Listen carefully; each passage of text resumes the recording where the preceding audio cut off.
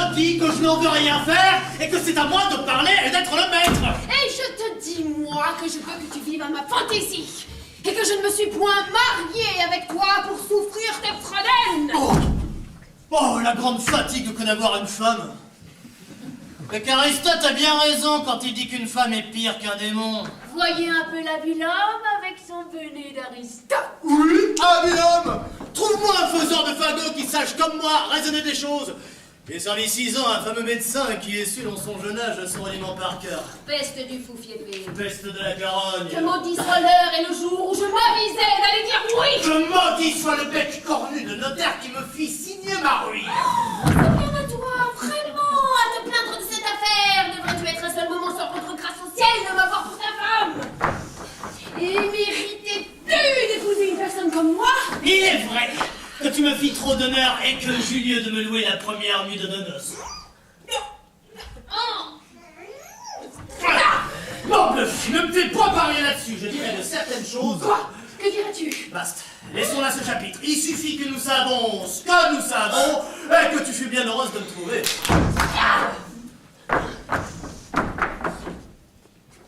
Qu'appelles-tu bien heureuse de te trouver?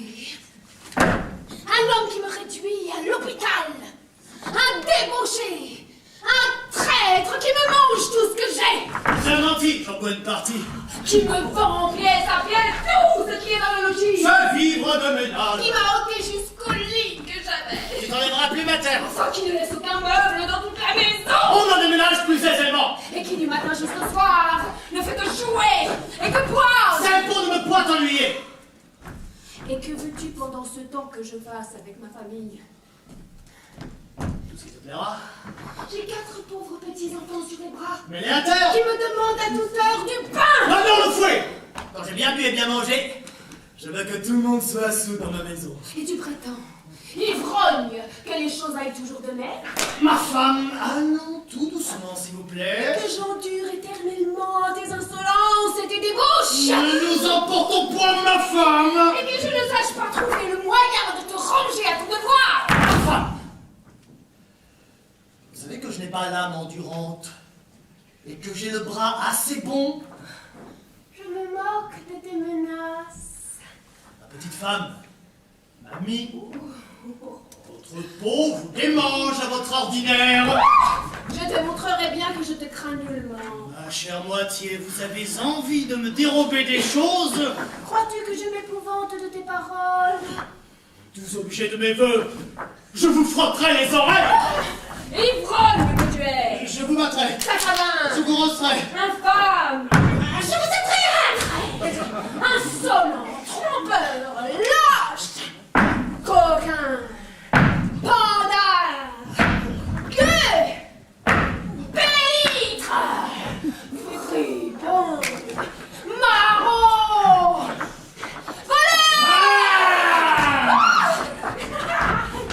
Vous en voulez donc?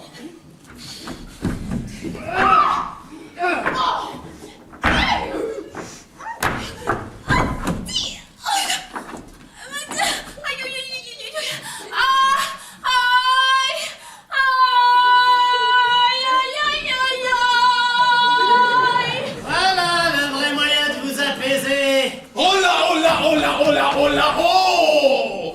Fille, qu'est-ce ceci? Quelle infamie! Peste soit le coquin de battre sa femme! Et je veux qu'il me batte, moi! Ah, j'y consens de tout mon cœur. De quoi vous mêlez-vous? J'ai tort. Est-ce là votre affaire? Vous avez raison. Voyez un peu cet impertinent qui veut empêcher les maris de battre leurs femmes. Je me rétracte. Qu'avez-vous à voir là-dessus? Hein? Oh, oh, oh, oh, oh. Est-ce à vous d'y mettre le nez? Non, Mêlez-vous de vos affaires. je ne découvre. Il me plaît d'être battu. D'accord. Ce n'est pas à vos dépens. Il est vrai. Et vous êtes un sot de venir vous fourrer où vous n'avez qu'à faire. Oh, oh, compère, je vous demande pardon de tout mon cœur. Faites, battez, rossez votre femme comme il le faut. Je vous aiderai si vous le voulez. Il me plaît pas, moi. Oh, c'est notre chose. Je la veux battre si je le veux, il ne veut pas battre si je ne veux pas. Fort bien. C'est ma femme et non pas la vôtre. Sans doute. Vous n'avez rien à me commander. D'accord. Je n'ai que vous faire de mon travail. Oh, très volontiers. Vous êtes un impertinent de vous ingérer des affaires d'autrui. Apprenez que Cicéron dit qu'entre l'arbre et le doigt, il ne faut pas mettre l'écorce.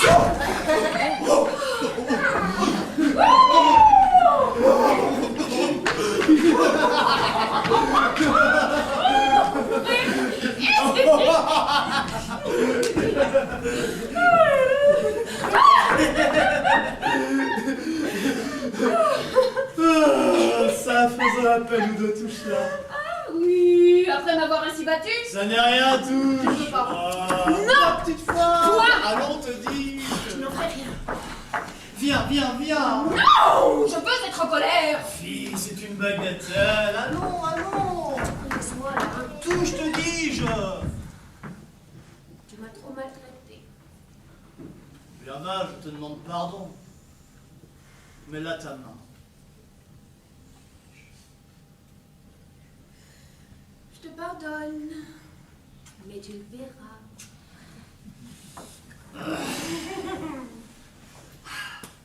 Tu es une folle de prendre garde à cela. Ce sont petites choses qui sont de temps en temps nécessaires dans l'amitié. Et 5 ou 6 coups de bâton entre gens qui s'aiment ne font que ragaillardir l'affection. Va, je m'en vais au bois. Et je te promets aujourd'hui plus d'un cent de fagots. Va. Quelque mine que je fasse, je n'oublie pas mon ressentiment. Je brûle en moi-même de trouver un moyen de te punir des coups que tu me donnes. Oh, je sais bien qu'une femme a toujours dans les mains de quoi se venger d'un mari. Mais c'est une punition trop délicate pour mon bandard. Et je veux une vengeance qui se fasse un peu mieux sentir. Et ce n'est pas contentement pour l'injure que j'ai reçue.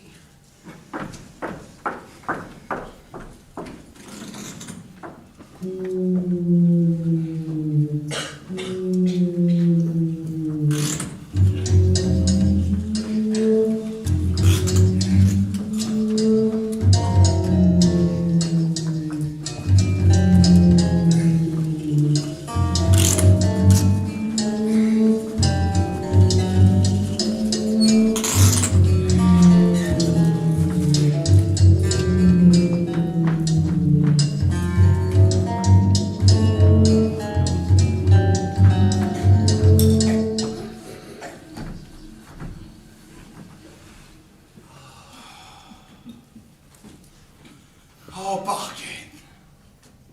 J'avons pris là tous deux une guêble de commission.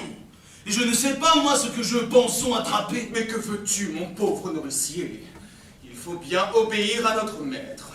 Et puis, nous avons intérêt l'un et l'autre à la santé de sa fille, notre maîtresse. Et sans doute, son mariage, différé par sa maladie, nous vaudrait quelques récompenses. Horace qui libéra la bonne part aux prétentions que l'on peut avoir sur sa personne. Quoiqu'elle ait fait voir de l'intérêt pour un certain Léon. Tu sais bien que son père n'a jamais voulu consentir à le recevoir pour son gendre. Ne puis-je point trouver quelque invention pour me venger? Mais quelle fantaisie s'est-il botté là dans la tête? Puisque les médecins y avons tous perdu leur latin. Mais on trouve parfois à force de chercher ce que l'on ne trouve pas d'abord. Et souvent, en de simples lieux. Oui, il faut que je me venge, à quelque prix que ce soit. Oh, ces coups de bâton me reviennent au cœur. Ah, je ne saurais les digérer.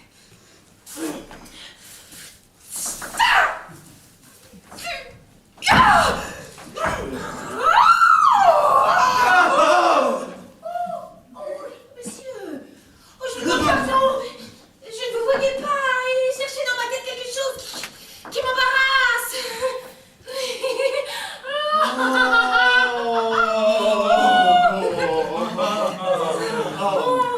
Chacun a ses soins dans ce monde. Oh, et nous cherchons aussi ce que nous voudrions bien trouver. Serait-ce quelque chose où je puisse vous aider? Oh, cela pourrait se faire. Et nous tâchons de rencontrer quelques habiles, quelques médecins en particulier, pouvant donner quelques soulagements à la fille de notre maître, attaquée d'une maladie qui lui ôtait tout d'un coup l'usage de la langue.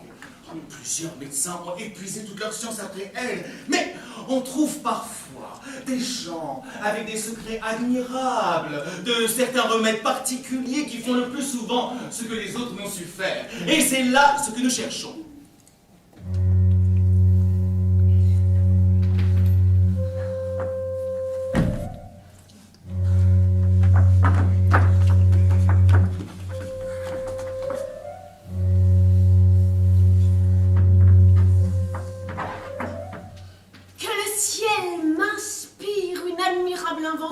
Pour me venger de mon bandard. Vous ne pouviez jamais vous mieux adresser pour rencontrer ce que vous cherchez. Car nous avons ici un homme le plus merveilleux des hommes du monde pour les maladies désespérées. Et de grâce, où pouvons-nous le rencontrer? Oh, vous le trouverez maintenant avec ce petit lieu que voilà, qui s'amuse à couper du bois. Un médecin qui coupe du bois? Qui s'amuse à cueillir des simples, voulez-vous dire? Non, c'est un homme extraordinaire qui se plaît à cela. Fantasque. Bizarre. Quinteux.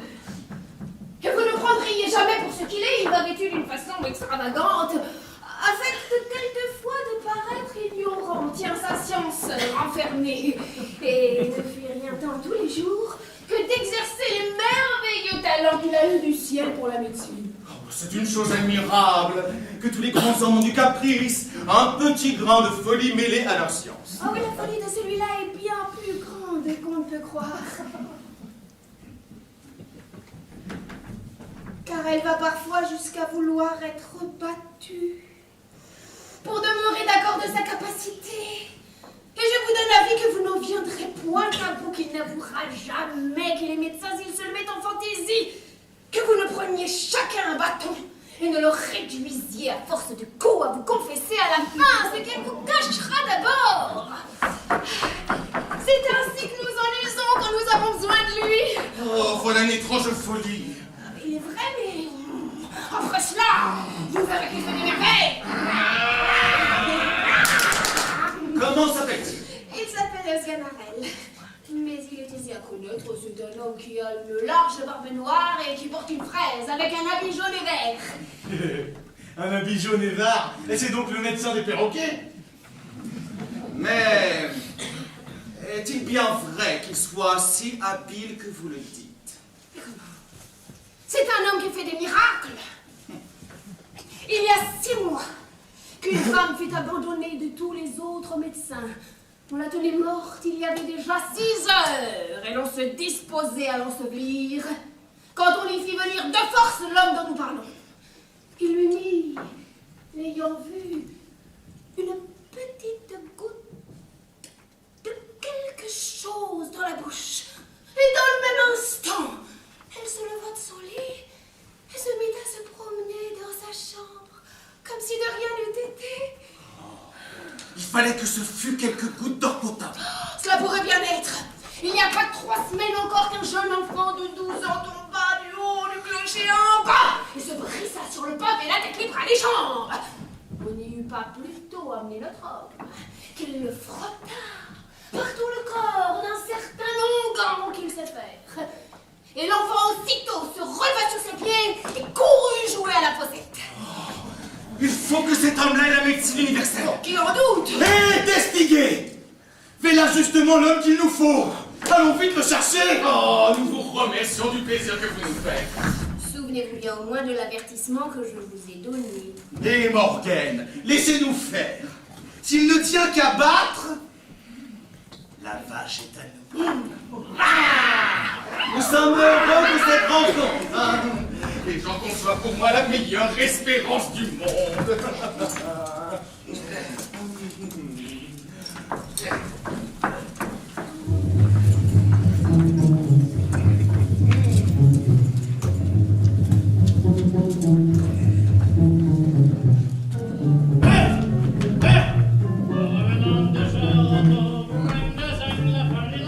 J'entends quelqu'un qui chante et qui coupe du bois.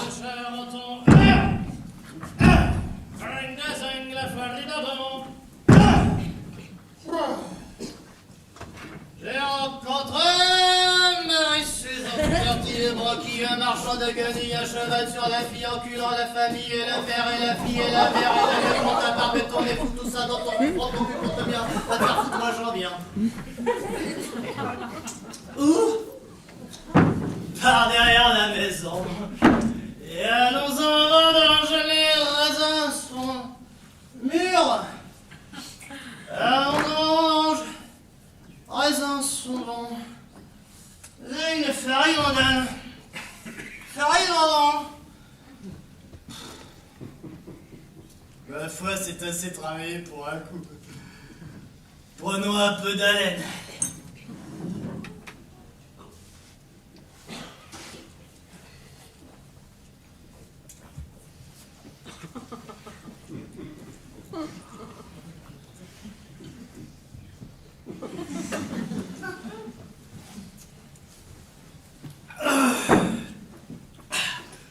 Voilà du bois qui est salé comme tous les diables. Qu'ils sont doux, bouteilles jolies, qu'ils sont doux, vos petits glouglous. Mais mon sang ferait bien des jaloux si vous étiez toujours remplis. Ah, bouteille mamie, pourquoi vous videz-vous? Allons, Bambleu, il faut pas engendrer de mélancolie. Le voilà lui-même. Je pense que vous dites vrai, que j'avons bouté le nez dessus. Voyons près. Ah, ma petite friponne. Que je t'aime, mon petit bouchon. Mais mon sang ferait bien des jalousies.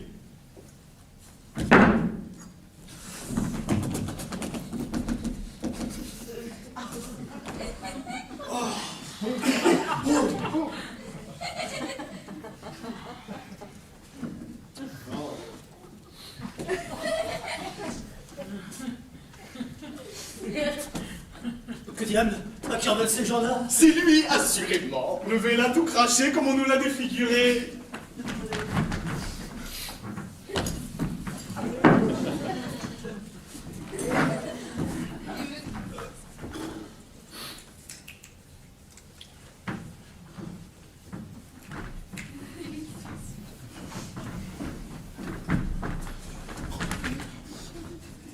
Les consultants me regardant.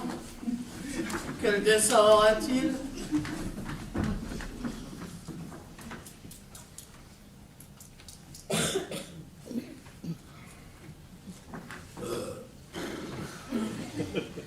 Monsieur, n'est-ce pas vous qui vous appelez Sganarelle? Et quoi?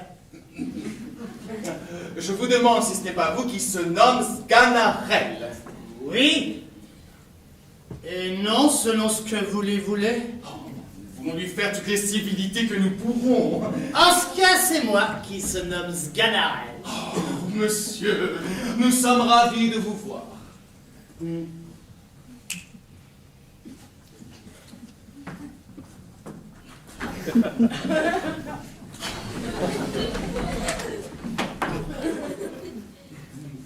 On nous a envoyé à vous pour ce que nous cherchons, et nous implorons votre aide, dont nous avons besoin. Si c'est quelque chose, messieurs, qui dépend de mon petit négoce, je suis tout prêt à vous rendre service. Oh, monsieur, c'est trop de grâce que vous nous faites.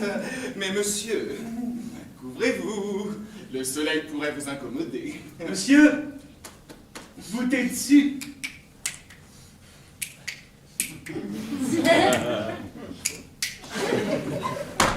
Oh, oh, oh, oh,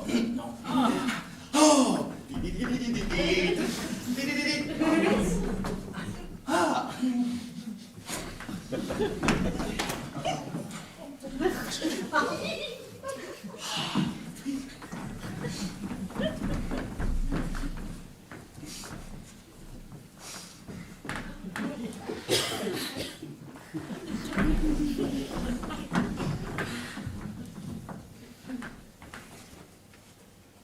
Voici des gens bien pleins de cérémonies. Non, monsieur, il ne faut pas trouver étrange que nous venions à vous.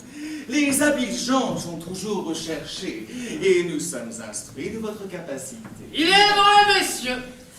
que je suis le premier homme du monde pour faire des fagots. Monsieur, Il n'y est pas d'aucune chose, elle est faite d'une façon Ce qui n'est pas de arrive. cela dont il est question. Mais aussi, je les vends sans dissol le sang. Ne parlons pas de cela, s'il vous Je plaît. vous promets que je ne saurais le donner à moi. Monsieur, nous savons les choses. Si vous savez les choses, vous savez que j'ai dans cela. Mais monsieur, c'est se Je moquer. me moque pas, je n'en puis rien à Prenons voir. notre façon de grâce. Vous en pourrez trouver entre paranoïa. Il y a fagot et fagot. Mais monsieur, laissez-moi ce discours. Je vous jure que vous ne les auriez pas s'ils s'en fait un Si. doux. Ah non, conscience, vous en paierez cela. Je vous parle sincèrement, je ne suis pas homme à surfaire. Faut-il qu'une personne comme vous s'amuse à ces grossières feintes?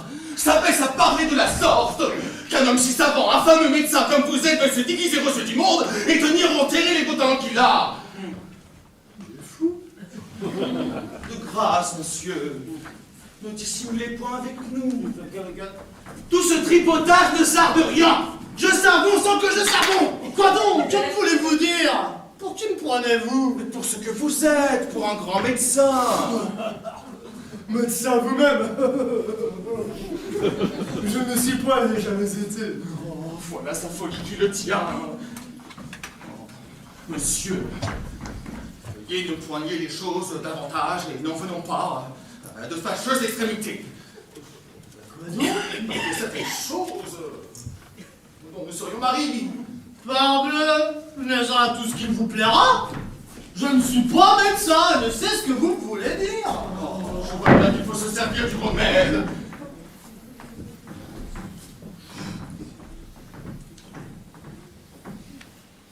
Monsieur, encore un coup. Avouez ce que vous êtes. Détestiquez. Ne l'antiprenez point davantage et confessez à la franquette que vous êtes médecin. J'enrage, mais pourquoi nier ce que l'on sait? Pourquoi toutes ces frênes-là? À quoi est-ce que ça vous sert? Messieurs, en un mot, autant qu'en 2000, je vous dis que je ne suis pas médecin.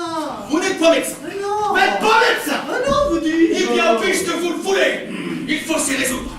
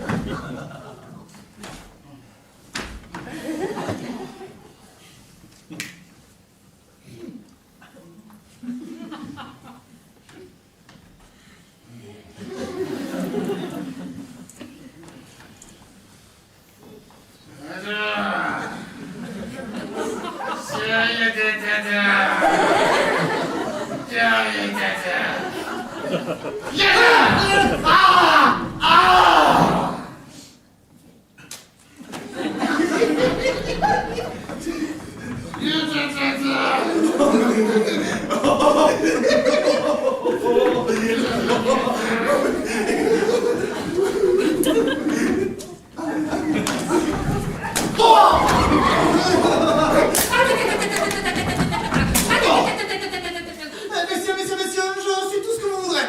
Oh, mais pourquoi vous nous obligez à cette violence? À quoi bon nous bailler la peine de vous battre? Je vous jure que j'en ai tous les regrets du monde. Par ma figuier, j'en suis fâché, franchement. Que bien merci, messieurs de grâce. Est-ce pour rire ou si tous deux vous extravaguez de vouloir que je sois médecin? Quoi? Vous ne vous rendez pas encore et vous défendez d'être médecin? Bien m'emporte si je le suis. Il n'est pas vrai que vous soyez médecin. Ah non, la peste m'étouffe.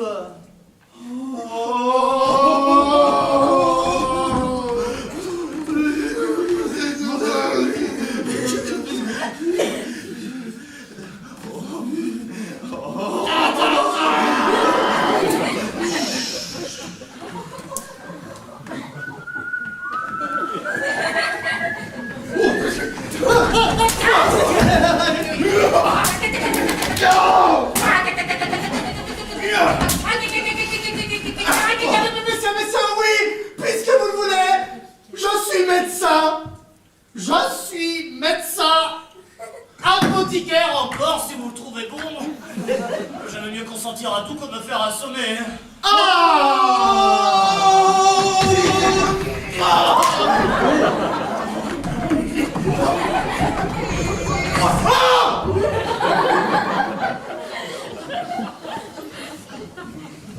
Voilà qui est bien. Monsieur, je suis ravi de vous voir raisonnable. Ah, vous me bottez la joie au cœur quand je vous vois parler comme ça. Je vous demande pardon de tout mon âme. Je vous demande excuse de la liberté que j'avais prise. Serait-ce bien moi qui me tromperais? Serais-je devenu médecin sans en être aperçu? Monsieur, vous ne vous repentirez pas de nous montrer ce que vous êtes. Et vous verrez assurément que vous en serez satisfait. Mais, messieurs, ne vous trompez-vous point vous-même. Est-il bien assuré que je sois médecin? Oui, par ma figuée. Comment? Sans doute, diable emporte si je le savais. Comment? Vous êtes le plus habile médecin du monde. Un médecin qui a guéri pour je ne sais combien de maladies. Dieu, une femme était tenue pour morte il y avait 6 heures.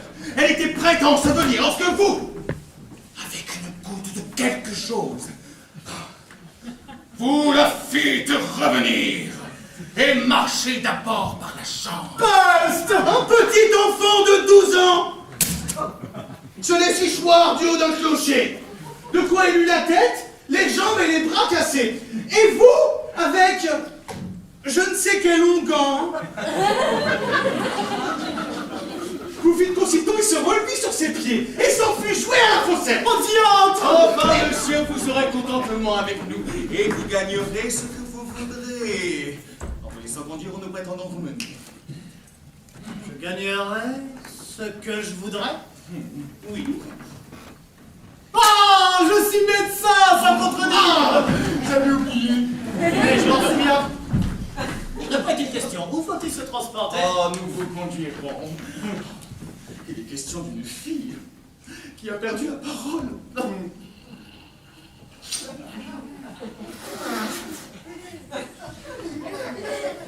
Ma foi, je n'ai pas trouvé. Il est marié. Allons, messieurs. Sans une robe de médecin? Nous en prendrons une.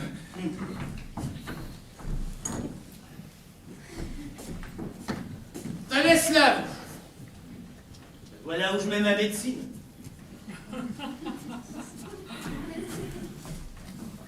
Vous,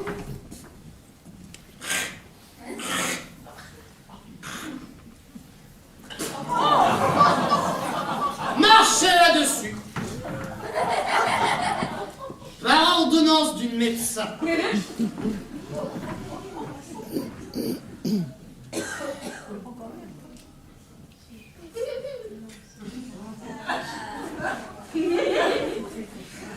oh, pas le sanguine. Voilà un médecin qui me plaît. Et je pense qu'il réussira car il est bouffon.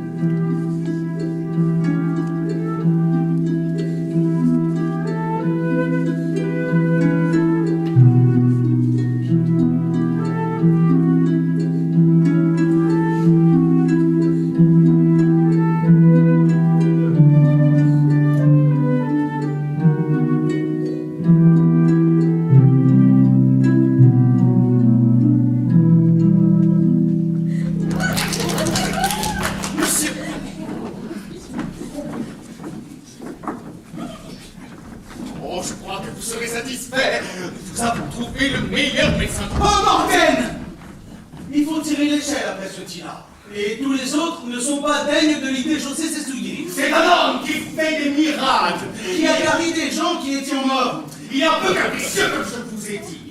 Et parfois, il a des moments où son esprit s'échappe et il ne paraît pas ce qu'il aime. Oui, il aime à bouffonner. Et il en dirait parfois, ne vous en déplaise, qu'il a quelques petits coups de hache à la tête. Mais dans le fond, il est toute science. Et le plus souvent, il dit des choses tout à fait relevées. Quand il s'y goûte, il parle tout fin trait, comme s'il lisait dans un livre. Sa réputation s'est déjà répandue ici. Et tout le monde vient à lui. Je meurs envie de le voir. Faites-le-moi vite venir. Je l'ai guéri. Par ma fille, monsieur, ce ici fera justement ce que l'ont fait les autres. Et je pense que ce sera que si que lui. Et la meilleure médecine que l'on pourrait bailler à votre fille, ce serait un bio et bon mari pour qui elle eut de l'amitié. Oh, mamie, Nourrice, vous mêlez plein de choses, hein. Taisez-vous, notre ménagère Jacqueline. Ce n'est pas à vous à bouder là votre lit. Je vous dis, et vous tous, que tous ces médecins ne feront rien que de lieu clair, que votre fille a besoin d'autre chose que d'y battre et de semer, et qu'un mari est une emplâtre qui guérit tous les maux des filles. Est-elle en état maintenant qu'on s'en voulu charger avec l'infirmité qu'elle a? Et lorsque j'ai été dans le dessein de la marier, ne s'est-elle point opposée à mes volontés? Je le crois bien, mais vous lui vouliez bailler qu'un homme qu'elle n'aime point. Que ne lui preniez-vous ce monsieur Liandre qui lui touchait au cœur? Elle aurait été fort obéissante, et je m'en vais gager qu'il la prendrait, lui, comme elle est, si vous la lui vouliez donner. Ce Léon n'est pas ce qu'il faut. Il n'a pas du bien comme l'autre. Et il a un oncle qui est si riche, dont il est l'héritier. Oh, tous ces biens à venir me semblent autant de chansons. Il n'y a rien de tel que ce qu'on tient. Et l'on court grand risque de s'amuser lorsqu'on compte sur le bien qu'un autre vous garde. La mort n'a pas toujours les oreilles ouvertes aux vœux et aux prières de messieurs les héritiers. Et on a le temps d'avoir les dents longues lorsqu'on attend pour vivre le trépas de quelqu'un. Enfin! J'ai toujours ouï dire qu'en mariage comme ailleurs, contentement passe richesse. Les pères et les mères ont cette maudite coutume de demander toujours qu'a-t-il et qu'a-t-elle. Et le compère Pierre a marié sa fille Simonette au gros Thomas pour un quartier de ville qu'il avait davantage que le jeune Robin où elle avait goûté son amitié. Et voilà que la pauvre créature en est devenue jaune comme un poing et qu'elle n'a point profité tout depuis ce temps-là. C'est un bel exemple pour vous, monsieur. On n'a que son plaisir en ce monde. Et j'aimerais mieux parier à ma fille un bon mari qui lui fût agréable que toutes les rentes de la biosphère. Peste de nourrice, comme vous déboisez. Taisez-vous, s'il vous plaît. Vous échauffez votre lait. Oh! Morguet, tais-toi! T'es qu'une impertinente! Monsieur n'a que faire de tes discours, et il sait ce qu'il a à faire.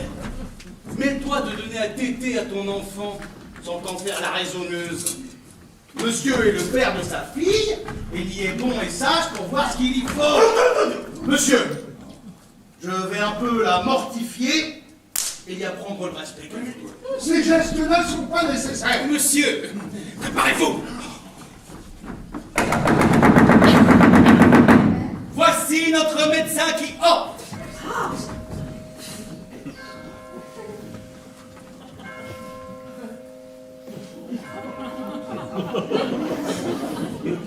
Monsieur, je suis ravi de vous voir chez moi. Nous avons grand besoin de vous.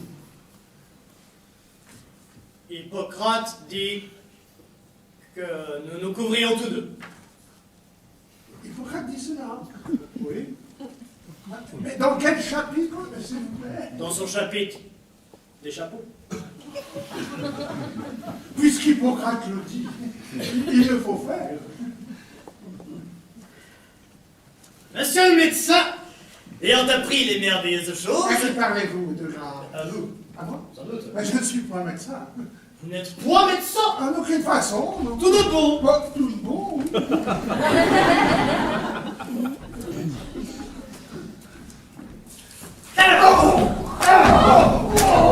Vous êtes médecin maintenant, j'ai jamais eu d'autre licence.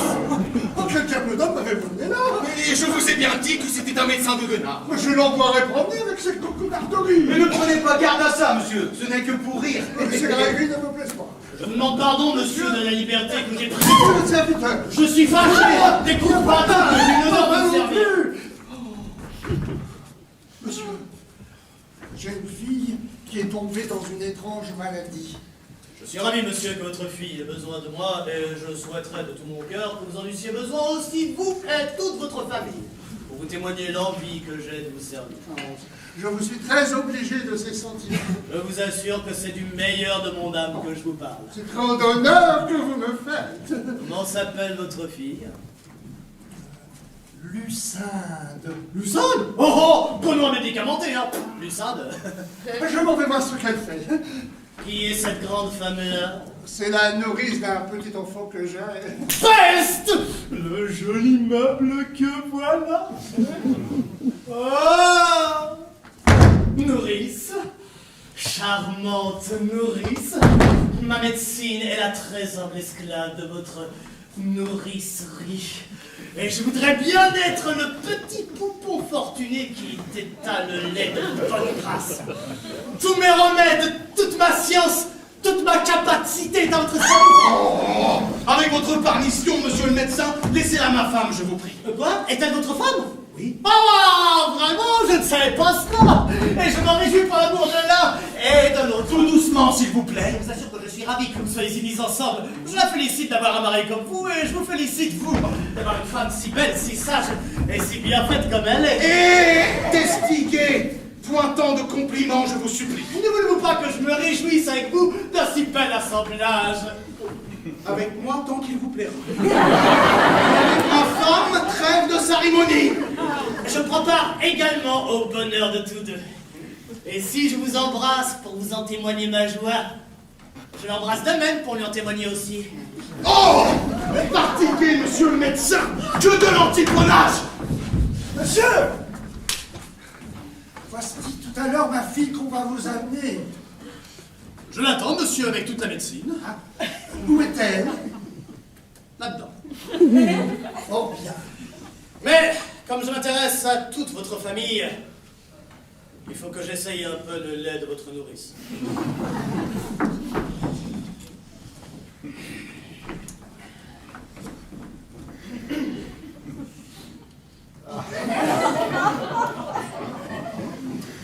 Et que je visite son sein. Non, non, non, non!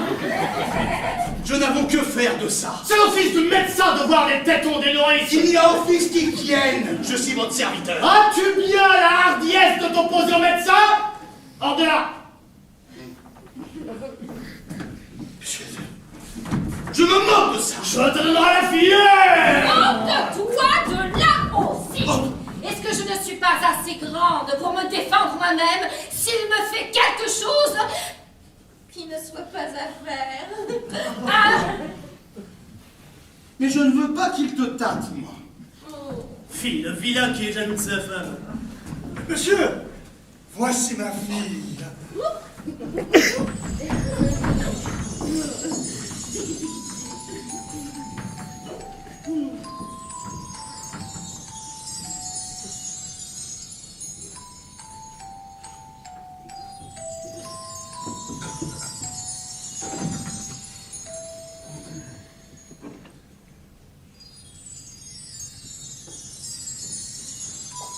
Est-ce là la malade?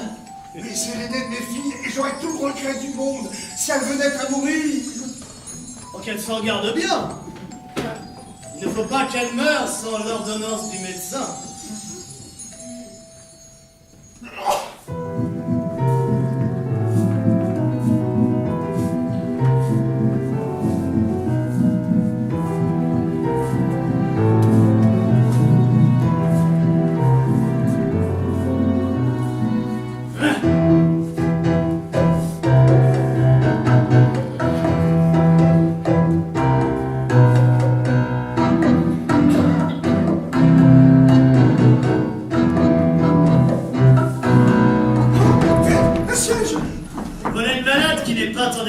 Et je tiens qu'un homme bien sain se l'accommoderait assez.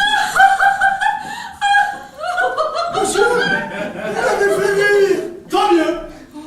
Lorsqu'un médecin fait rire le malade, c'est le meilleur signe du monde. Eh bien, c'est quoi une question? Qu'avez-vous? Quel est le mal que vous sentez?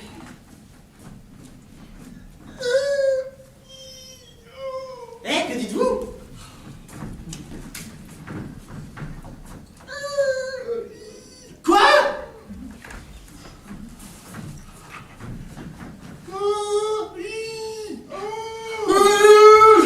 propos! Quel diable de langage est cela?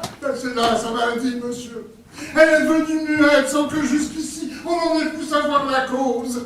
Et c'est un accident qui a fait retarder son mariage. Pourquoi? Celui qu'elle doit épouser faut attendre sa guérison pour conclure les choses. Qui est ce cela qui ne veut pas que sa femme soit muette? Et adieu que la mienne eut cette maladie, je me garderai bien de la vouloir guérir. Monsieur, nous vous prions d'employer tous vos soirs pour la soulager de son mal. Ah, ne vous mettez pas en peine. Dites-moi un peu. Ce mal me presse-t-il beaucoup? Oh, oui, monsieur. Tant mieux. Sent-elle de grandes douleurs? Fort grande. C'est fort bien fait.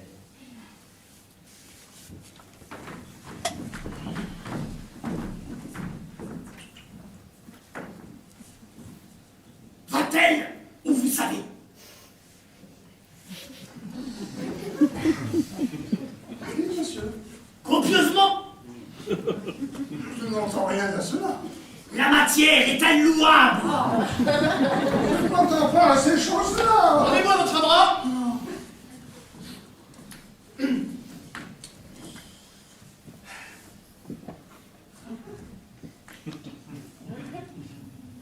Voilà un pouls qui marque que votre fille est muette. Mais oui, monsieur, c'est là sa maladie.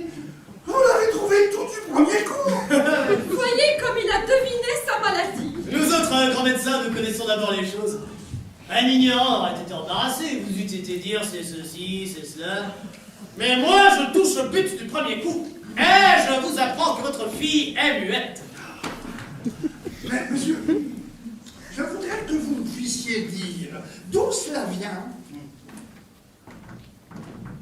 Il n'y a rien de plus aisé. Cela vient de ce qu'elle a perdu la parole. Fort bien, mais la cause, c'est vrai, du fait qu'elle a perdu la parole. Tous nos meilleurs auteurs vous diront que c'est l'empêchement de l'action de sa langue. Oui, mais votre sentiment sur l'empêchement de l'action de sa langue.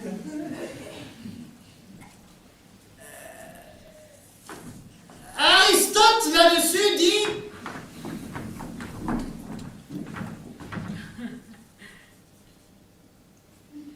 de fort belles choses. Je le crois. Oh, c'était un grand homme. Sans doute. Grand homme, tout à fait. Un homme qui était plus grand que moi de tout cela. Pour revenir donc à notre raisonnement, je tiens que cet empêchement de l'action de sa langue est causé par de certaines humeurs qu'entre nous autres savants nous appelons humeurs pécantes. Pécantes.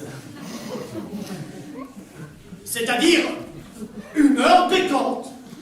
D'autant que les vapeurs, formées par les exhalaisons qui s'échappent des influences venant de la région des maladies, pour ainsi dire.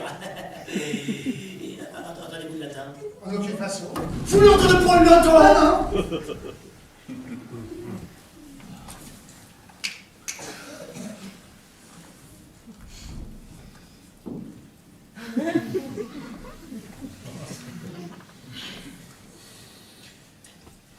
Capricias, Arsi, Turam, Catalamus, Singulariter nomatio, ec musa, la muse, bonus bona, bonum deus sanctus, est neo ratio latinas, et tiens, oui, quare! Pourquoi? Quia substantivo et adjectivum concordat in generi numerum et casus. Que n'ai-je étudié? La vilaine que veut-là? Oui, cela est si bien dit que je n'y entends goût. Ah, ces vapeurs dont je vous parle venant à passer du côté gauche, où est le foie, du côté droit, où est le cœur. Il se trouve que le poumon, que nous appelons en latin armian, est en communication avec le cerveau, que nous nommons en grec plasmos, par le moyen de la veine cave, que nous appelons en hébreu koubine. rencontre en son chemin les dites vapeurs qui remplissent les ventricules de l'omoplate. Et parce que les dites vapeurs, comprenez bien ce raisonnement, je vous prie, et parce que les dites vapeurs ont une certaine malignité, écoutez bien ceci, je vous conjure, ont une certaine malignité qui est causée, soyez attentifs s'il vous plaît, qui est causée par l'âcreté des humeurs engendrées dans la concavité du diaphragme, il arrive que ces vapeurs, oh Samadus, nequas necker potainum quipsam minus. Voilà justement ce qui fait que votre fille est muette. Oh, que ça est bien dit, notre homme! Que n'ai-je la langue aussi bien pendue? On ne peut pas plus raisonner, sans doute. Il y a une seule chose qui m'a choqué, c'est l'endroit du cœur et du foie. Il me semble que vous les placez autrement qu'ils ne sont, que le foie est du côté droit et le cœur du côté gauche. Oui. Cela était autrefois ainsi, mais nous avons changé tout cela. Nous faisons maintenant la médecine d'une méthode toute nouvelle. Oh, je ne savais pas cela. Je vous demande pardon de mon ignorance. Il n'y a point de mal, vous n'êtes pas obligé d'être aussi habile que nous. Assurément. Mais, monsieur, que croyez-vous qu'il faille faire à sa maladie? Parce que je crois qu'il faille faire. Oui. Mon ami, et qu'on la remette sur son lit, et qu'on lui fasse prendre pour remède quantité de pain, trempé dans du vin. Mais pourquoi? Et bien, parce qu'il y a dans le vin et le pain mêlés ensemble une vertu sympathique qui fait parler. Ne voyez-vous pas bien qu'on donne autre chose aux perroquets et qu'ils apprennent à parler en mangeant de cela?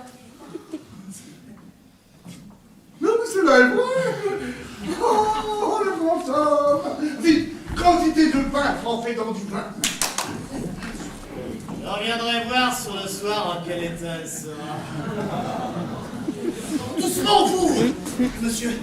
Voilà une nourrice à laquelle il faut que je fasse quelques petits remèdes. Qui? Moi, mais je me porte le mieux du monde! Tant pis, belle nourrice, tant pis. Cette grande santé est à craindre et il ne sera mauvais de vous faire quelques petites saignées amiables, de vous donner quelques petits clistères dulcifiants. Monsieur, mais voilà une mode que je ne comprends point.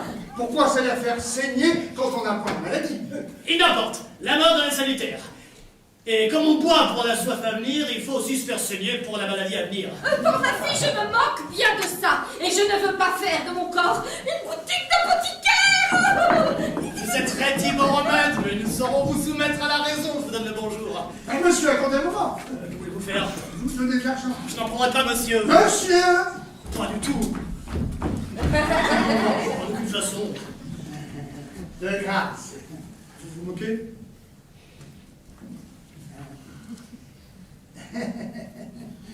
Je n'en ferai rien. Voilà qui est fait. Ce n'est pas l'argent qui me fait agir. Ah, oui, je le crois. Cela est-il de poids? Monsieur! Je ne suis pas un médecin mercenaire. Je le sais bien.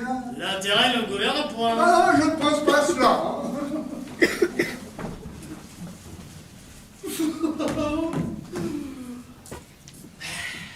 Ma foi, ça ne va pas mal. Et pourvu que... Monsieur!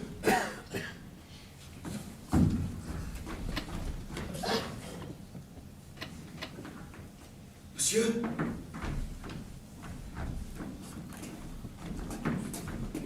Monsieur?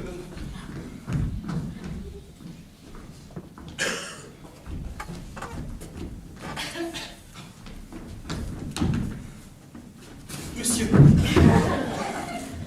il y a longtemps que je vous attends, et je viens implorer votre assistance.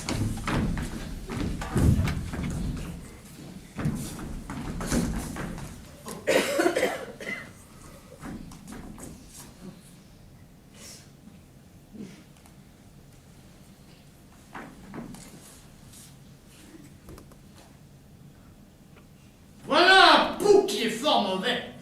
Je ne suis pas malade, monsieur. Ce n'est pas pour cela que je viens à vous.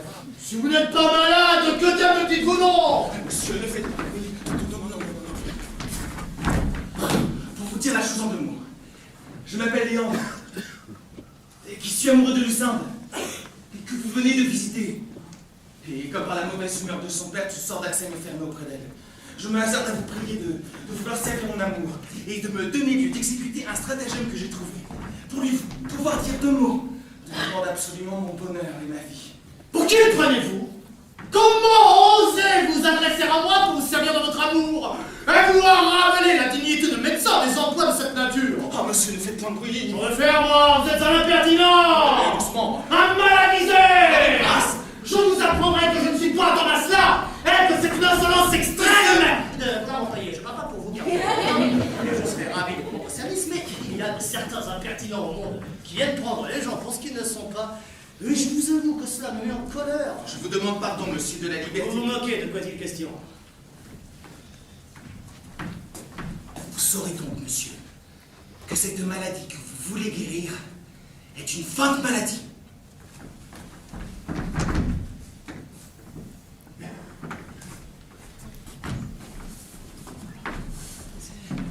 Les médecins ont raisonné là-dessus comme il le faut. Et ils n'ont pas manqué de dire que cela procédait qui du cerveau, qui des entrailles, qui de la rate, qui du foie. Mais il est certain que l'amour en est la véritable cause. Et que Lucinda n'a trouvé cette maladie que pour se délivrer d'un mariage dont elle était importunée. Mais de crainte qu'on ne nous voit ensemble. Retirons-nous d'ici. Et je vous dirai en marchant ce que je souhaite de vous. Alors, monsieur! Vous m'avez donné pour votre amour une tendresse qui n'est pas concevable, et j'y perdrai toute ma médecine. Ou la malade crânera, ou bien elle sera à vous!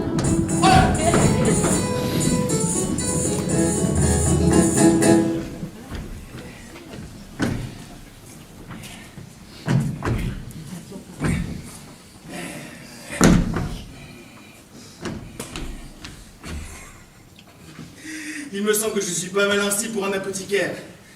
Et comme le père ne m'a guère vu, ce changement d'habit et de figure est assez capable, je crois, de me déguiser à ses yeux. Sans doute. Tout ce que je souhaiterais serait de savoir 5 ou 6 grands mots de médecine pour parer mon discours et me donner l'air d'habile homme. Allez, allez, tout cela n'est pas nécessaire. Il suffit de l'habit. Mais j'en sais pas plus que vous. Comment? Diable emporte si j'entends rien en médecine. Vous êtes honnête homme et je veux bien me confier à vous comme vous vous confiez à moi. Quoi? Vous n'êtes effectivement pas... Non, dis-je. Ils m'ont fait médecin malgré mes dons. Je ne m'étais jamais mêlé d'être aussi savant que cela. Et toutes mes études n'ont été que jusqu'en 6e.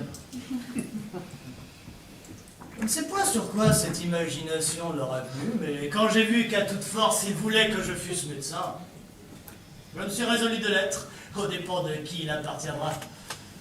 Cependant, vous ne sauriez croire comment l'erreur s'est répandue, et de quelle façon chacun est endiablé à me croire habile homme. On vient chercher de tous les côtés. Si les choses vont toujours de même, je suis d'avis de m'en tenir toute ma vie à la médecine. Je trouve que c'est le métier le meilleur de tous. Car soit qu'on fasse bien, soit qu'on fasse mal, on est toujours payé de même sorte. Une méchante besogne ne retombe jamais sur notre dos. Nous taillerons comme il nous plaît sur l'étoffe où nous travaillons. Un cordonnier, en faisant des souliers, il sera gâté un morceau de cuir qui n'en paye les pots cassés. Mais ici, l'on peut gâter un homme sans qu'il en coûte rien. Les bébés ne sont pas pour nous. Et c'est toujours la faute de celui qui meurt. Enfin, le bon de cette profession est qu'il y a parmi les morts une honnêteté, une discrétion, la plus grande du monde. Et jamais on va se plaindre du médecin qui l'a tué. Il est vrai que les morts sont pas honnêtes gens sur cette matière.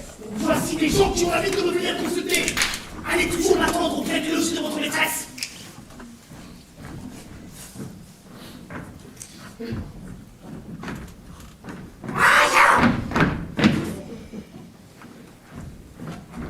Monsieur, je venais vous chercher ma fille Péléloa. Qu'est-il? Ta beau-mère qui me paraît est dans un lit malade il y a 6 mois. Que voulez-vous que j'y fasse? Nous voudrions, monsieur, que vous nous plaisiez quelques petites broderies pour la guérison. Il faut voir de quoi est-ce qu'elle est malade. Elle est malade d'hypocrisie, monsieur. Oui. Oui, c'est-à-dire qu'elle est enflée de partout. On dit que c'est quantité de sérieuxité qu'elle a dans le corps. Et son foie, son ventre, son Sahara, comme vous voudrez l'appeler, au lieu de faire du sang, elle fait plus que Dieu.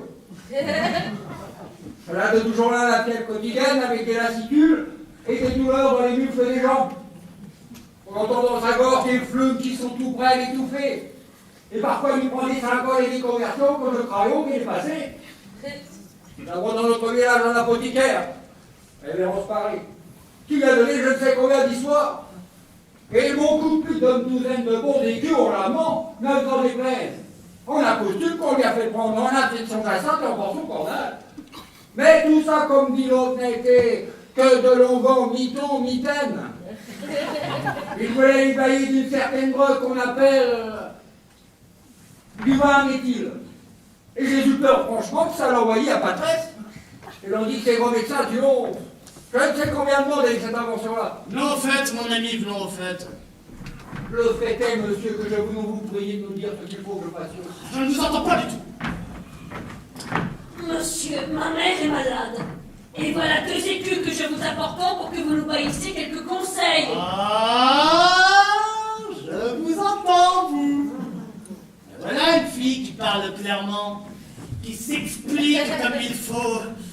Vous dites que votre mère est malade d'hydropisie, qu'elle est enflée par tout le corps, qu'elle a la fièvre avec des douleurs dans les jambes, et qu'il lui prend parfois des syncopes et des convulsions, c'est-à-dire des évanouissements. Oui, monsieur.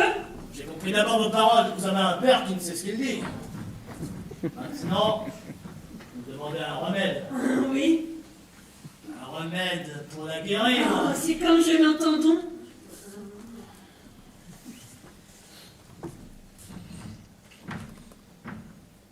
Tenez, voilà un morceau de fromage qu'il faut que vous lui fassiez prendre. Du fromage, monsieur. Oui, c'est un fromage préparé. Il entre dehors du corail et des perles et quantité d'autres choses précieuses. Oh, monsieur, nous vous sommes bien obligés. J'allons lui faire prendre ça tout à l'heure. Allez. Si elle meurt, ne manquez pas de la faire enterrer du mieux que vous pourrez. Oui. Voici la belle nourrice. Nourrice de mon cœur. Je suis ravi de cette rencontre. Et votre vue et la rhubarbe, la casse et le séné qui purge toute la mélancolie de mon âme. Faut pas piquer, monsieur le médecin, ça est trop clair pour moi et je n'entends rien à tout votre latin. Devenez malade, nourrice, je vous prie. Devenez malade pour l'amour de moi. J'aurai toutes les joies du monde de vous guérir. Je suis votre servante et j'aime bien mieux qu'on ne me guérisse pas. Je vous plains, belle nourrice, d'avoir un mari jaloux et fâcheux comme celui que vous avez. Que voulez-vous? C'est pour la pénitence de mes fautes. Et là où la chèvre est liée, il faut bien qu'elle goûte. Comment? Un rustre comme ça? Un homme qui vous observe toujours et ne veut pas que personne vous parle. Hélas, vous n'avez encore rien vu. Et ce n'est qu'un petit échantillon de sa mauvaise humeur. Est-il possible? Et qu'un homme ait l'âme assez basse pour maltraiter une personne comme vous? Ah, que j'en sais, belle nourrice, mais qui sont pas loin d'ici, qui se tiendraient heureux de baiser seulement les petits bouts de vos petons. Pourquoi faut-il qu'une personne si bien faite soit tombée en de telles mains? Un franc animal, un brutal, un stupide, un sot. Pardonnez-moi, nourrice, si je parle ainsi de votre mari. Oh, je sais bien, monsieur, qu'il mérite tous ces noms-là. Et sans doute, nourrice, il les mérite, et il mériterait encore que vous lui missiez quelque chose sur la tête pour le punir des soupçons qu'il a. Il est bien vrai que si je n'avais devant les yeux que son intérêt, il pourrait m'obliger à quelque étrange chose. Ma foi, vous ne feriez pas mal de vous venger de lui avec quelqu'un. C'est un homme, je vous le dis. Il mérite bien cela. Et si j'étais assez heureux, belle nourrice, pour être choisi pour...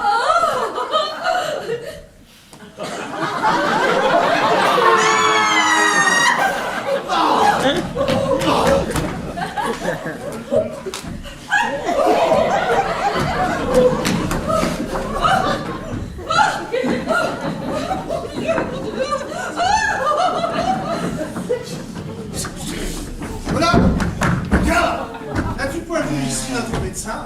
Oh oui, de partout les gens. Je l'ai vu et ma femme aussi. Où est-ce donc tu te tiens? J'en sais rien.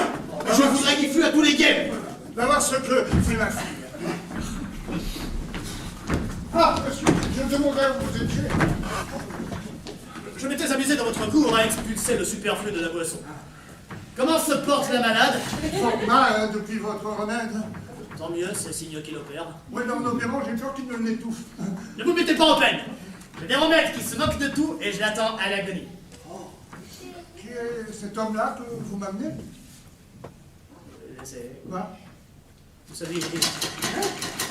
Qui? Ah, je vous entends. Votre fille en aura besoin. Voilà votre fille qui veut un peu marcher.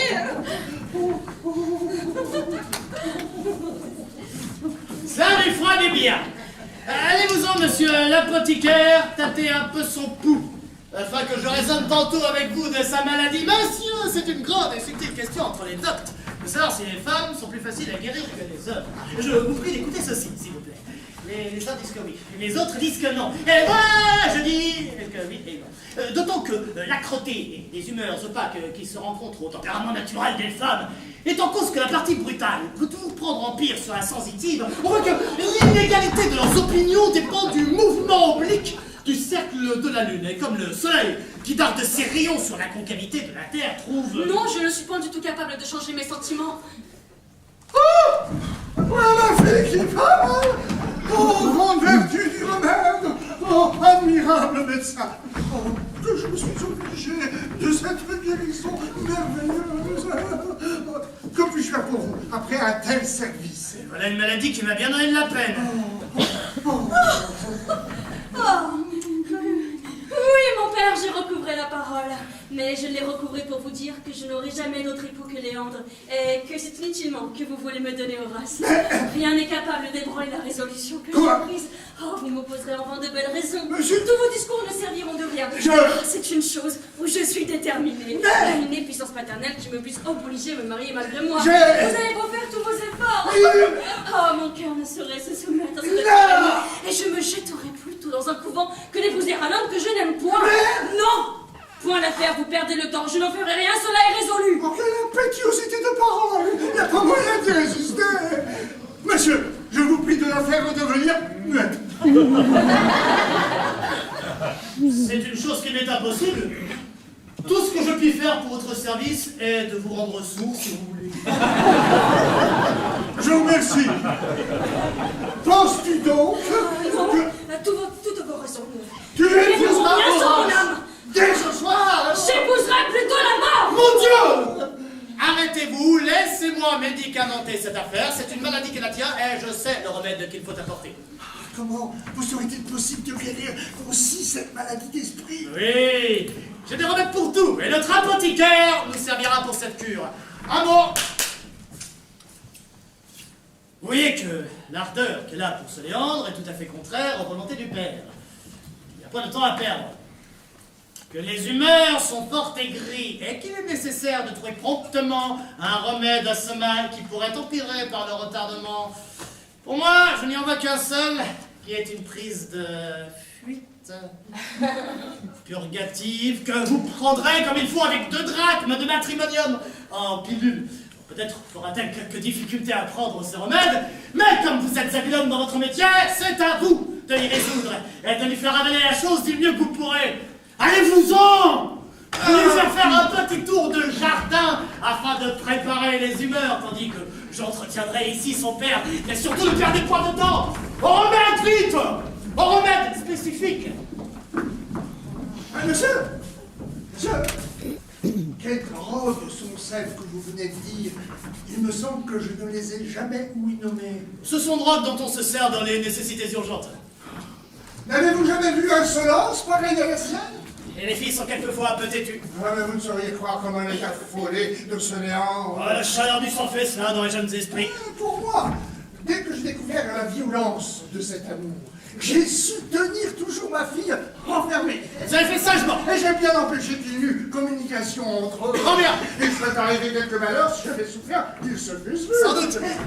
Je crois qu'elle aurait des filles à s'en aller avec lui. Soyez prudemment raisonné. On avait typifié tous ces efforts pour vous parler. Quel drôle! Il perdra son père. J'empêcherai bien qu'il ne la voie. Il n'a pas offert un son! Et vous savez des rubriques qu'il ne sait pas! Plus fin que vous n'est pas bête! Oh, oh, pas de sanguine. Monsieur, vessie bien du tintamarre. Votre fils en est enfui avec son liant. C'était lui qui était l'apothicaire. Oh. Et là, monsieur le médecin qui a fait cette belle opération-là. Oh.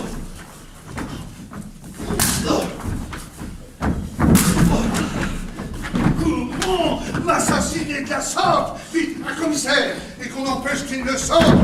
Je vous ferai punir par la justice.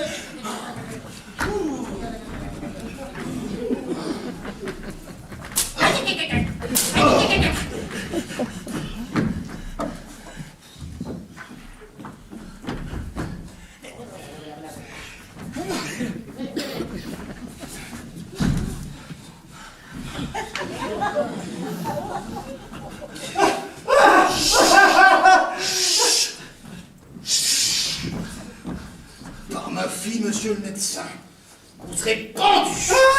Ne bougez de là seulement. Mon Dieu! Oh, que j'ai eu de peine à trouver ce logis.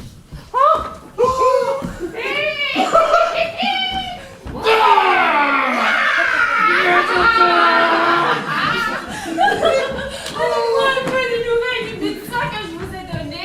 Oh, levez-la, tu vas être pendu. Quoi? Mon mari pendu? Hélas, qu'a-t-il donc fait pour cela? Il a fait enlever la fille de notre maître. Hélas! Mon cher petit mari, est-il bien vrai qu'on te va pendre? Tu vois, oh. Ah, faut-il que tu te laisses mourir en présence de tant de gens? Que veux-tu que j'y fasse? Encore, si tu avais achevé de couper notre bois, je prendrais quelques consolations. Retire-toi de là, tu me fends le cœur! Non, je veux demeurer pour t'encourager à la mort. Mais ne te quitterai point si je ne t'ai vu pendu. Le commissaire viendra bientôt. Et l'on va vous mettre dans un lieu où l'on me répondra de vous. Hélas, ça ne se peut-il point résoudre en quelques coups de bâton? Non, la justice en ordonnera. Oh, mais que vois-je? Monsieur, je viens faire paraître Léandre à vos yeux et remettre le sein dans votre pouvoir. Nous avons eu dessein de prendre la fuite tous deux et d'aller nous marier ensemble. Mais cette entreprise a laissé place à un procédé plus honnête. Je ne prétends point vous voler votre fille, et ce n'est que de votre main que je veux la recevoir. Ce que je vous dirai, monsieur, c'est que j'ai reçu des lettres, où j'apprends que mon oncle est mort et que je suis héritier de tous ses biens.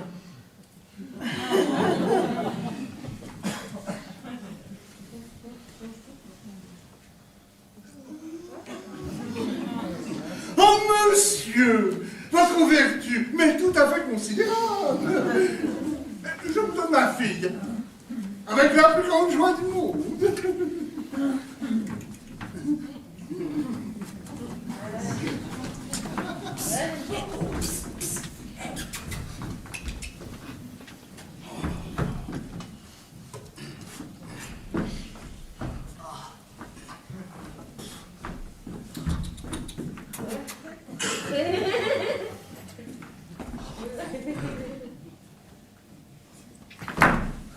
La médecine l'a échappé, belle.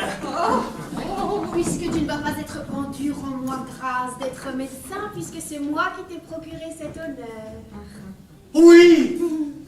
C'est toi qui m'as procuré je ne sais combien de coups de bâton. Oh, les feux en est trop beau pour en garder du ressentiment. Soit. Je te pardonne ces coups de bâton en faveur de la dignité où tu m'as élevé.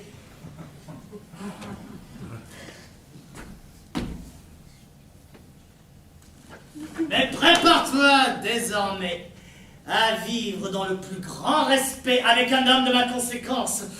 Et songe que la colère d'un médecin est plus à craindre qu'on ne peut croire.